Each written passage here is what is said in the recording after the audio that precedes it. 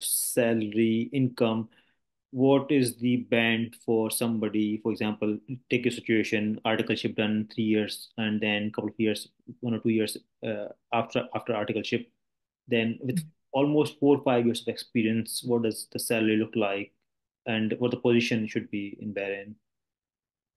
So yeah, so for this, actually, like they can expect to land in position of senior auditor here, and basically the band varies between 700, which can run up to 850 BD, which Bahrain dinar is the currency over here. Mhm. Here, it's basically I think it's £2, which is if we took as a conversion rate. Yeah.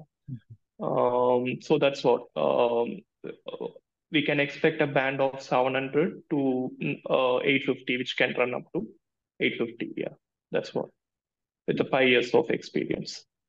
Right. I personally feel Bahrain pays less. Of course, that's my thought process. That was the top reason I rejected job in Bahrain.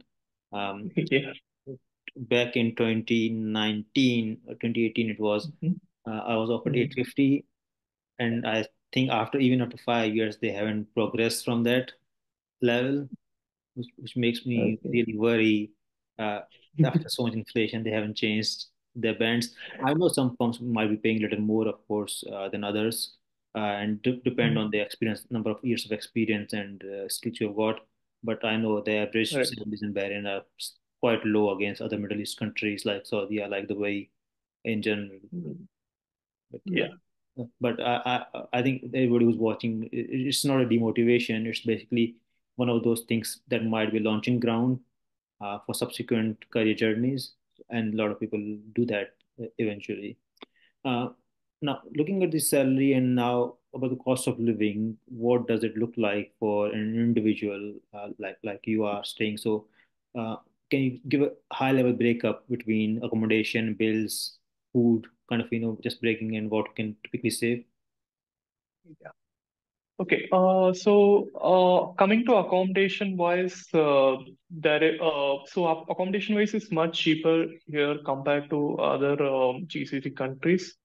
We can get a good there is something called bed space. If we are an individual, like we can expect a bed space or even one BHK flat if we want. The a bed space costs you around it's based 6200 BD, which is like yeah, that's what. And then for a one BHK flat which is fully furnished, you can expect in a good location you can expect some 300 BD. And then somewhat like a mediocre location or a families like family staying. There's a Jufair over here.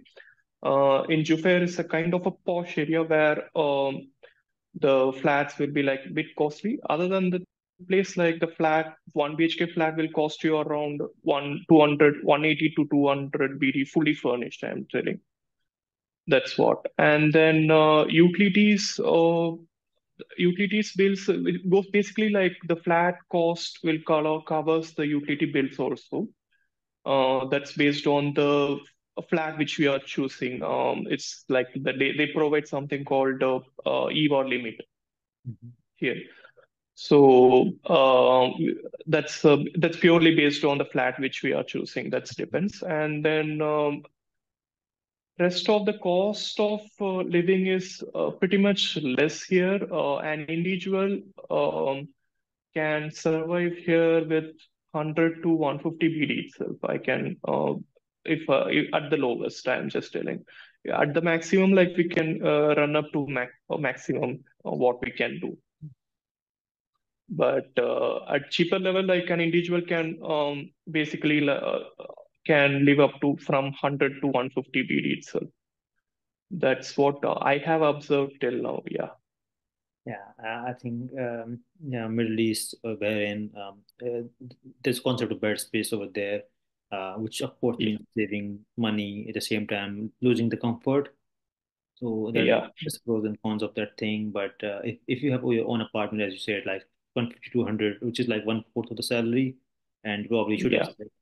another one fourth in your traveling and other stuff. So is it fair to say you'll save at least half, even if you're living decently in your own apartment? Yeah, we can maximum save a half of it.